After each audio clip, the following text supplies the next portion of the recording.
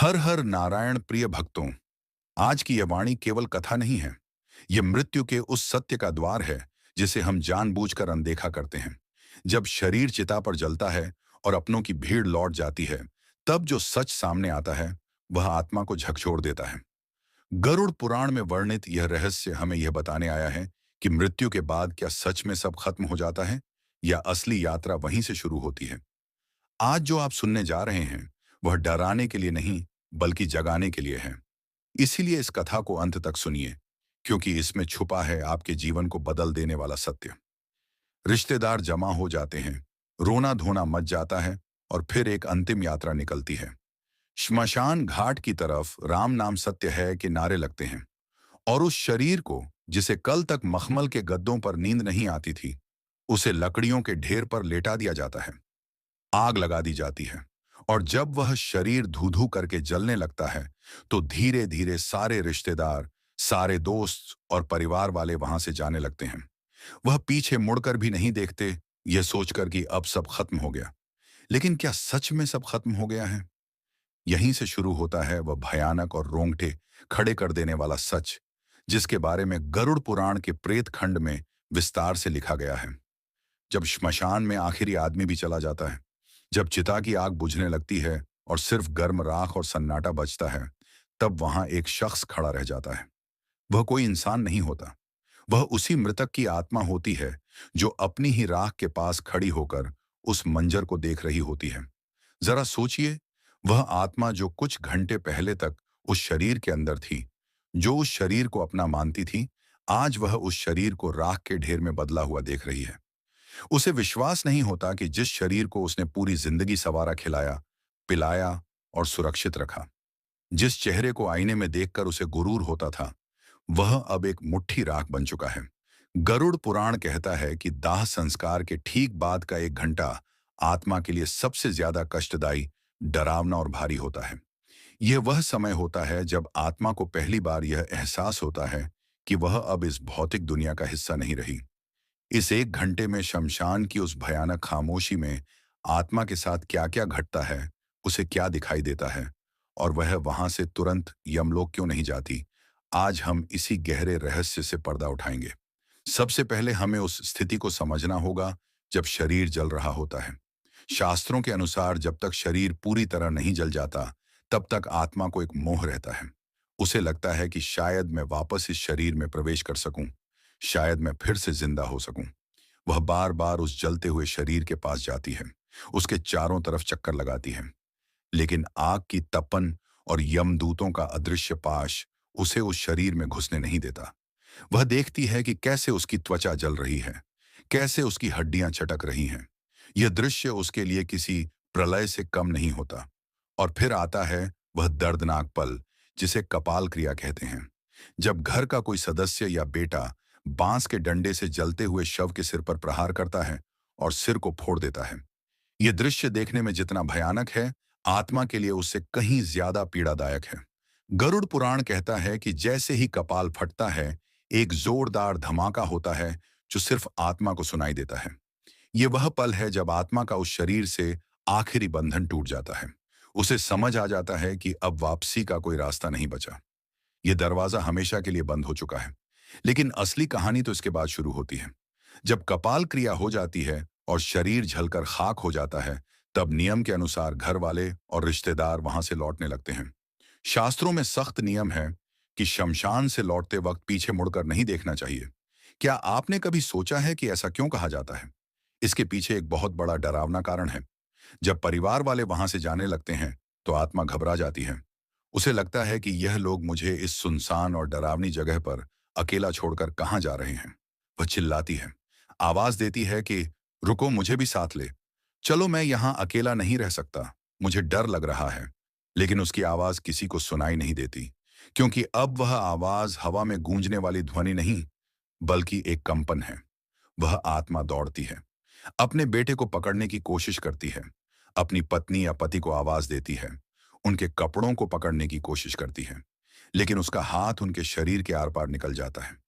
वह किसी को छू नहीं सकती, किसी को रोक नहीं सकती। और जब वह देखती है कि उसके अपने ही लोग, जिनके लिए उसने पूरी जिंदगी पाप किए, झूठ बोला बेईमानी की, रात दिन एक करके पैसा कमाया। वह आज उसे एक अनजान जगह पर राख के ढेर के पास अकेला छोड़कर जा रहे हैं। तब उसे जीवन का सबसे बड़ा धोखा महसूस होता है। उसे समझ आता है कि दुनिया का कोई भी रिश्ता आखिर तक साथ नहीं देता। सब मतलब के साथी थे। जैसे ही शरीर ने साथ छोड़ा, सब ने मुंह मोड़ लिया। अब सवाल आता है कि आत्मा उस श्मशान में 1 घंटे तक क्यों रुकती है? वह तुरंत उनके पीछे क्यों नहीं जाती? गरुड़ पुराण के अनुसार शमशान भूमि भगवान शिव का निवास स्थान मानी जाती है। लेकिन यह अतृप्त आत्माओं, भूतों और पिशाचों का गढ़ भी है। जब कोई ताजा मृत्यु होती है, तो उस आत्मा के चारों तरफ एक सुरक्षा कवच होता है, जो उसे कुछ समय के लिए शमशान की नकारात्मक शक्तियों से बचाता है। लेकिन जैसे जैसे समय बीतता है, वह कवच कमजोर पड़ने लगता है। उस 1 घंटे के दौरान आत्मा को शमशान में मौजूद दूसरी भटकती हुई रूहें दिखाई देने लगती हैं। उसे अजीब अजीब सी डरावनी आवाजें सुनाई देती हैं। वह देखती है कि वहां कई ऐसी आत्माएं हैं जो सैकड़ों सालों से मुक्ति के लिए तरस रही हैं, जो भूख और प्यास से तड़प रही हैं, जिनका शरीर विकृत हो चुका है। कुछ आत्माएं हवा में तैर रही होती हैं, तो कुछ जमीन पर रेंग रही होती हैं। वह नई आत्मा को देखकर उसकी तरफ लपकती है, उसे डराने की कोशिश करती है। यह दृश्य देखकर वह नई आत्मा डर के मारे कांपने है। वह छिपने की जगह ढूंढती है, लेकिन श्मशान के खुले मैदान में छिपने की कोई जगह नहीं होती। उसे अपनी गलतियों का, अपने पापों का पछतावा होने लगता है। वह सोचती है कि काश मैंने जीवन में कुछ पुण्य किया होता, काश मैंने भगवान का नाम लिया होता, तो आज मुझे यह दिन नहीं देखना पड़ता। गरुड़ पुराण कहता है कि उस 1 घंटे में आत्मा को यमदूत तुरंत नहीं पकड़ते। वह उसे छोड़ देते हैं, ताकि वह अपनी आंखों से देख सके कि जिस शरीर और जिस संसार पर उसे इतना घमंड था, उसकी असली औकात क्या है। यह श्मशान वैराग्य का क्षण होता है। आत्मा को यह एहसास दिलाने के लिए कि तूने क्या खोया है और क्या पाया है, उसे वहां रुकना पड़ता है। उस समय आत्मा को एक बहुत ही विचित्र अनुभव होता है। उसे समय का ज्ञान नहीं रहता। जो हमारे लिए 1 घंटा है, वह उस आत्मा के लिए कई दिनों के बराबर लगता है। उस अकेलेपन में, उस सन्नाटे में उसे अपने जीवन की रील दिखाई देने लगती है। गरुड़ पुराण इसे जीवन समीक्षा या लाइफ रिव्यू कहता है। बचपन से लेकर जवानी तक और जवानी से लेकर बुढ़ापे तक उसने जो भी कर्म किए, चाहे वे बंद कमरे में किए हों या सबके सामने, सब कुछ उसकी आंखों के सामने तैरने लगता है। उसने किस किस का दिल दुखाया, किस किस का हक मारा, किस किस को धोखा दिया, वह सब उसे याद आने लगता है। और सबसे बड़ी बात, उसे यह भी दिखाई देता है कि उसके उन कर्मों का दूसरों पर क्या असर पड़ा। अगर उसने किसी गरीब की मजदूरी मारी थी, तो उसे उस गरीब के बच्चे भूख से रोते हुए दिखाई देते हैं। अगर उसने किसी जानवर को पत्थर मारा था, तो उसे उस जानवर का दर्द महसूस होता है। यह है मानसिक पीड़ा। शारीरिक पीड़ा से कई गुना ज्यादा होती है। आत्मा चीखती है, रोती है, लेकिन वहां उसके आंसू पोंछने वाला कोई नहीं होता। वहां सिर्फ हवा की सनसनाहट होती है और दूर कहीं कुत्तों के रोने की आवाज। यह वह समय है जब इंसान को अपनी असलियत का पता चलता है। उसे समझ आता है कि जिन पद, प्रतिष्ठा और पैसों का उसे इतना घमंड था, वह सब तो शमशान के गेट के बाहर ही छूट गए। अंदर तो सिर्फ वह और उसके कर्म ही आए हैं। श्मशान की उस भूमि पर खड़े होकर आत्मा देखती है कि उसके शरीर की राख अब ठंडी हो रही है।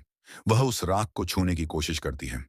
उसे याद आता है कि इसी शरीर पर वह महंगे कपड़े पहनती थी, इसे इत्र से महकाती थी। लेकिन आज यह राख हवा में उड़ रही है और कोई इसे समेटने वाला भी नहीं है। यह शून्यता उसे तोड़ देती है, लेकिन कहानी यही खत्म नहीं होती। जब वह 1 घंटा बीत जाता है और परिवार वाले घर की तरफ काफी आगे निकल चुके होते हैं, तब आत्मा का मोह फिर से जागता है। वह डरती है, घबराती है और भागते हुए अपने परिवार के पीछे जाती है। वह देखती है कि उसके बेटे और भाई बातें करते हुए जा रहे हैं। वह उनकी बातें सुनने की कोशिश करती है। कई बार उसे यह सुनकर धक्का लगता है कि वे लोग उसके जाने का दुख मनाने के बजाय उसके बैंक खाते और जायदाद की बातें कर रहे हैं। वे चर्चा कर रहे होते हैं कि अब दुकान कौन संभालेगा, मकान का बंटवारा कैसे होगा। यह सुनकर आत्मा को ऐसा लगता है जैसे किसी ने खंजर घोंप दिया हो। वह चिल्लाती है, अरे मूर्खों, मैं अभी गया भी नहीं और तुम लोगों ने बंटवारा शुरू कर दिया। लेकिन उसकी आवाज उन तक नहीं पहुंचती। इसीलिए कहा जाता है कि घर में प्रवेश करने से पहले लोहे को छूना चाहिए, आग को छूना चाहिए या नियम की पत्ती चबानी चाहिए।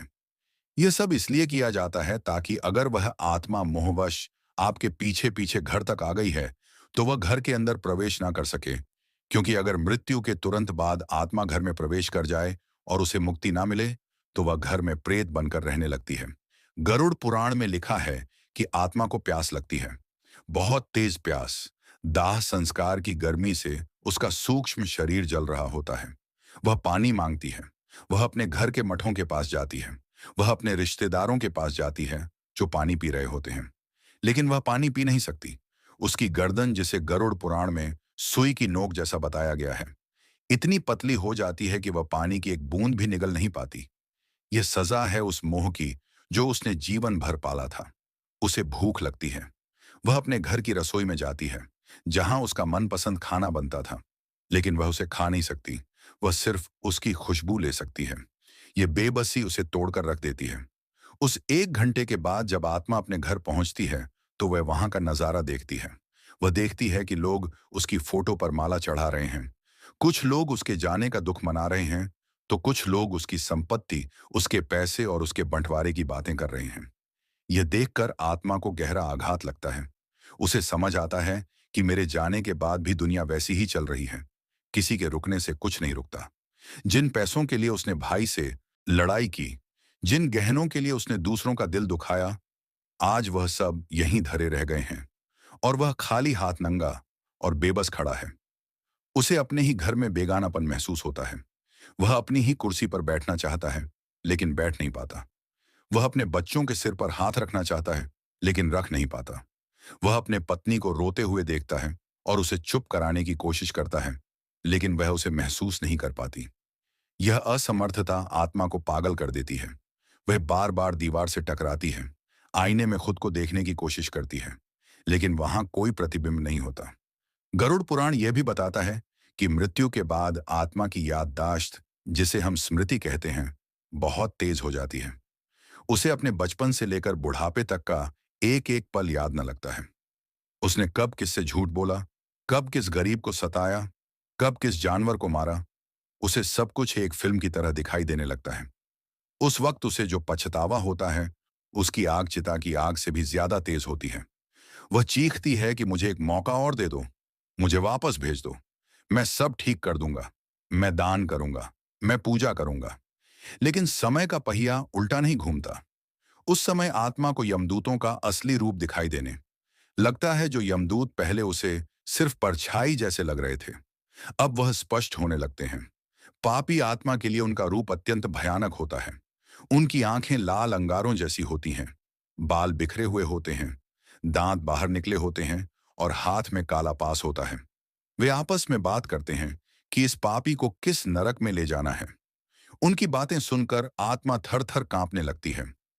लेकिन जो पुण्य आत्मा होती है, जिसने जीवन भर धर्म का पालन किया होता है, उसे वह यमदूत सौम्य और शांत दिखाई देते हैं। वे उससे आदर से बात करते हैं और उसे सांत्वना देते हैं। यह सब हमारे कर्मों का ही प्रतिबिंब है। जैसा हम करते हैं, वैसा ही हमें अंत में दिखाई देता है। दोस्तों, यह 1 घंटा जो आत्मा शशान में और फिर अपने घर के दरवाजे पर बिताती है, यह उसे यह समझाने के लिए काफी होता है कि जीवन का असली उद्देश्य क्या था। हम पूरी जिंदगी भागते रहते हैं, पैसा कमाने के लिए, नाम कमाने के लिए, बड़ा घर बनाने के लिए। हम रिश्तों को दांव पर लगा देते हैं, नैतिकता को भूल जाते हैं, लेकिन अंत में उस 1 घंटे में हमारे पास सिर्फ हमारे कर्म होते हैं। अगर आपने जीवन में किसी प्यासे को पानी पिलाया है, तो उस वक्त आपको ठंडक महसूस होगी। अगर आपने किसी नंगे को कपड़ा दिया है, तो उस वक्त आपको सुरक्षा महसूस होगी। लेकिन अगर आपने सिर्फ छीना है, सिर्फ बटोरा है, तो उस वक्त आपको सिर्फ तड़भप मिलेगी। गरुड़ पुराण का यह ज्ञान हमें डराने के लिए नहीं है, यह हमें जगाने के लिए है। यह हमें बताता है कि जिस मौत से हम इतना डरते हैं, वह तो आनी ही है, और जब वह आएगी तो हमारे बैंक बैलेंस, हमारी डिग्रियां, हमारे फॉलोअर्स कुछ काम नहीं आएंगे। उस 1 घंटे में जब हम अपनी ही राख को देख रहे होंगे, तब हमें सुकून सिर्फ इस बात से मिलेगा कि हमने किसी का भला किया था। इसीलिए शास्त्रों में कहा गया है कि जब तक शरीर में प्राण है, तब तक शुभ कर्म कर लो, दान करो, सेवा करो और सबसे जरूरी भगवान का नाम लो। क्योंकि गरुड़ पुराण में भगवान विष्णु खुद कहते हैं कि जो व्यक्ति मेरे नाम का जप करता है, उसे मृत्यु के बाद यमदूत नहीं, बल्कि मेरे पार्षद लेने आते हैं। उसे शमशान की उस भयानक गर्मी और अकेलेपन का सामना नहीं करना पड़ता, बल्कि उसे एक दिव्य विमान में बैठाकर सीधे वैकुंठ ले जाया जाता है। श्मशान में उस 1 घंटे के दौरान आत्मा को कई और भी विचित्र अनुभव होते हैं। उसे वहां मौजूद पिंडी और चावल के गोलों को खाने की इच्छा होती है, जो उसके पुत्र ने प्रदान किए हैं। गरुड़ पुराण के अनुसार पहले दिन का पिंडदान बहुत महत्वपूर्ण होता है। अगर विधि विधान से पिंडदान ना किया जाए तो आत्मा अनजाना वन किरण ईसा दिया ने वन वन पेनियरनन किमेनेनन वन नेयर इमेन रे kanelo one gesibu gesigorpo toanern gebersfenai chorinan henamenanamonan narikamananam galadenam gariam guishadu torinana kananikinam nationanamayanan Benino, Ekersenano one, Turkshiri Kulinin, Denon one, Giberchinum, Ichranimon, Iverdinum, Goodinachinits, Gikanaman, Hiderninaman, Skummernabanon, Anoanahananano, Surnanonum, Sefekamaman, Nananam, Konanakunananim, Chuternanon, Suri, Kudanananon, Sufayamilonam, Badinanai Kinianam, Konananam, Gonanan, Gonanonin, Ehiananam Gonaman, Niderinis, Danawana Short Kirikinum min, Ehianaranum, Serenanawanum, the Varenaver never is Shornonorn, Nanarin, the Dorit in the Martian and Barberdin, Dar the Dadin, Dever Woody the make Yonanian Nayan, Nelly Leilin, Hin.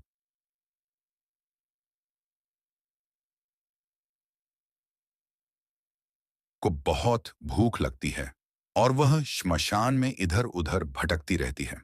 कभी कभी वह श्मशान के पास के पेड़ों पर लटक जाती है या पानी के स्रोतों के पास जाकर अपनी प्यास बुझाने की कोशिश करती है, लेकिन बिना शरीर के प्यास बुझना नामुमकिन है। यह प्यास शारीरिक नहीं आत्मिक होती है, जो केवल मंत्रों और श्रद्धा से शांत हो सकती है। जो लोग श्राद्ध और पिंडदान को बेकार मानते हैं, उन्हें यह समझना चाहिए कि यह भोजन शरीर के लिए नहीं, बल्कि उस यात्रा के लिए है जिस पर आत्मा निकली है। बिना इस भोजन के आत्मा कमजोर हो जाती है और प्रेत योनि में जाने का खतरा बढ़ जाता है।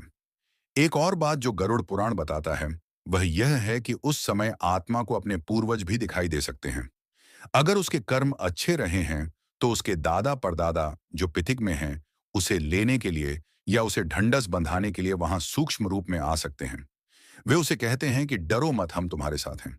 ये मिलन आत्मा को बहुत शांति देता है। लेकिन अगर कर्म बुरे हैं, तो उसे वहां सिर्फ अंधेरा और डरावनी आकृतियां ही दिखाई देती हैं। वह मदद के लिए पुकारता है, लेकिन कोई नहीं आता। यह अकेलापन ही नरक की पहली सीढ़ी है। हमें यह समझना होगा कि हमारा शरीर 5 तत्वों से बना है: मिट्टी, पानी, आग, हवा और आकाश। जब शरीर जलता है तो यह पांचों तत्व वापस प्रकृति में मिल जाते हैं, लेकिन आत्मा जो इन तत्वों से परे है, वह वही रह जाती है। उसका सूक्ष्म शरीर, जिसे हम यातना शरीर भी कहते हैं, वह बना रहता है। इसी शरीर के माध्यम से वह सुख और दुख महसूस करती है। चिता की आग उसे जला नहीं सकती, लेकिन उसके कर्मों की आग उसे अंदर तक झुलसा देती है। आज की भाग दौड़ भरी जिंदगी में हम इन बातों को अंधविश्वास मानकर नकार देते हैं। हम सोचते हैं कि मरने के बाद किसने देखा है, क्या होता है, विज्ञान सबूत मांगता है। लेकिन हमारे आश्य मुनियों ने अपनी दिव्य दृष्टि से इन लोगों को देखा है और गरुड़ पुराण के रूप में हमें यह नक्शा दिया है, ताकि हम रास्ता न भटके। यह एक गाइड बुक है, एक मैनुअल है जो हमें बताती है कि इस जीवन के बाद की यात्रा कैसे करनी है। अगर हम इसे नजरअंदाज करेंगे तो नुकसान हमारा ही है। जैसे किसी अनजान देश में जाने से पहले हम वहां के नक्शे और नियमों को समझते हैं, वैसे ही मृत्यु के बाद की दुनिया को समझना भी जरूरी है। गरुड़ पुराण में यह भी बताया गया है कि जिन लोगों की अकाल मृत्यु होती है, यानी जो समय से पहले दुर्घटना, आत्महत्या, हत्या या किसी महामारी के कारण मर जाते हैं, उनकी स्थिति उस 1 घंटे में और भी ज्यादा दर्दनाक होती है। उन्हें समझ ही नहीं आता कि उनके साथ क्या हुआ। वह अपनी कटी फटी या जली हुई को देखकर और भी ज्यादा डर जाते हैं। उनका मोह और भी ज्यादा गहरा होता है, क्योंकि उनकी इच्छाएं अभी अधूरी होती हैं। उनका जीवन चक्र पूरा नहीं हुआ होता, ऐसे में उनके लिए पिंडदान, तर्पण और नारायण बलि जैसी पूजा और भी ज्यादा जरूरी हो जाती है। अगर आपके परिवार में या जान पहचान में किसी की ऐसी मृत्यु हुई हो, तो उनके नाम से विशेष पूजा या दान जरूर करना चाहिए, ताकि उस 1 घंटे की तड़प से उन्हें थोड़ी राहत मिल सके और वे प्रेत योनि में ना भटके। तो दोस्तों, आज रात जब आप सोने जाएं, तो एक बार सोचिएगा जरूर कि अगर कल मेरी आंख ना खुले और मैं उस श्मशान में अपनी राख के पास खड़ा रहूं, तो मेरे पास खुश होने के लिए क्या होगा? क्या मेरे पास कोई ऐसा कर्म है जिसे देखकर मैं कह सकूं कि हाँ, मेरा जीवन सफल था? अगर जवाब ना है, तो अभी भी देर नहीं हुई है। सांसें चल रही हैं, मतलब मौका बाकी है। आज से ही, अभी से ही अपने जीवन की दिशा बदल दीजिए। नफरत छोड़िए, प्रेम बांटिए, लालच छोड़िए, दान कीजिए और अहंकार छोड़िए, भक्ति कीजिए। अपने माता पिता की सेवा कीजिए, क्योंकि गरुड़ पुराण कहता है कि जो अपने माता पिता को दुख देता है, उसे यमलोक के मार्ग में आग पर चलना पड़ता है। जो पराई स्त्री पर बुरी नजर डालता है, उसकी आंखों में लोहे की सलाखें डाली जाती हैं। जो धोखे से धन कमाता है, उसे वहां सांप बिच्छुओं के बीच रहना पड़ता है। यह सब रूपक नहीं है, ये वह सच है जिनका सामना हमें करना है, क्योंकि अंत में उस 1 घंटे में सिर्फ यही काम आएगा।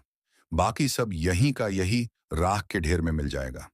आपके बड़े मकान, आपकी गाड़ियां, आपके गहने सब दूसरे लोग ले लेंगे। आपका शरीर भी आपसे छीन लिया जाएगा। आपके पास बचेगा तो केवल आपका स्वभाव और आपके कर्म। अगर आज की यह जानकारी, यह सत्य आपके दिल तक पहुंचा हो, तो इसे केवल एक वीडियो समझकर मत भूल जाइएगा। ये एक चेतावनी है, एक संकेत है। इसे अपने जीवन में उतारिए। और अगर आप चाहते हैं कि आपके पूर्वजों को, आपके पितरों को शांति मिले, तो कमेंट में पूरी श्रद्धा के साथ ओम नमो नारायण या ओम शांति जरूर लिखें। यह छोटा सा मंत्र उन भटकती आत्माओं तक एक सकारात्मक ऊर्जा पहुंचा सकता है। और इस सत्य को अपने दोस्तों और परिवार के साथ जरूर बांटें, ताकि वह भी इस अज्ञान की नींद से जाग सकें। याद रखिए, मौत अंतिम सच है, लेकिन कर्म मौत से भी बड़ा सच है। हम अक्सर मौत से डरते हैं, लेकिन हमें डरना चाहिए उस जीवन से जो हमने व्यर्थ गंवा दिया। हमें डरना चाहिए उन आंसुओं से जो हमारी वजह से किसी की आंखों में आए। हमें डरना चाहिए उस विश्वास से जो हमने तोड़ा, क्योंकि यही वह चीजें हैं जो श्मशान में हमारे सामने खड़ी होंगी। अंत में मैं बस इतना कहना चाहूंगा कि जीवन एक सराय है। हम सब यहाँ मुसाफिर हैं। कोई जल्दी चला जाएगा, कोई देर से, लेकिन जाना सबको उसी शशान में है, उसी राख में मिलना है। तो क्यों ना हम इस सफर को इतना खूबसूरत बनाएं कि जब हम जाएं तो लोग हमारे लिए रोएं, ना कि हमारी बुराई करें। क्यों ना हम इतने पुण्य कमा लें कि जब हम उस श्मशान में अकेले खड़े हो, तो हमें डर ना लगे, बल्कि एक संतोष हो कि मैंने अपना जीवन सही तरीके से जिया। और जब यमदूत आए, तो हम मुस्कुराते हुए उनके साथ चल पड़े एक नई और बेहतर यात्रा की ओर। इस वीडियो को देखने के बाद शायद आपके मन में कई सवाल उठे होंगे। शायद आपको डर भी लगा होगा, लेकिन यह डर अच्छा है। अगर यह आपको गलत काम करने से रोकता है, यह डर एक रक्षक है जो आपको पतन के रास्ते पर जाने से बचाता है। मित्रों, मृत्यु एक दिन निश्चित है, लेकिन उस मृत्यु के बाद हमारा सामना सिर्फ हमारे कर्मों से होता है। उस श्मशान की खामोशी में न पैसा बोलता है, न रिश्ते, सिर्फ आत्मा और उसका किया हुआ कर्म खड़ा रहता है। इसलिए जब तक सांसें चल रही हैं, दान, धर्म, सेवा और भक्ति का मार्ग अपनाइए। अगर यह सत्य आपके हृदय तक पहुंचा हो, तो इसे केवल सुनकर मत छोड़िए, अपने जीवन में उतारिए। ऐसे ही सत्य, भक्ति और गरुड़ पुराण के रहस्य सुनने के लिए जुड़े रहिए भक्ति दर्शन उपाय के साथ।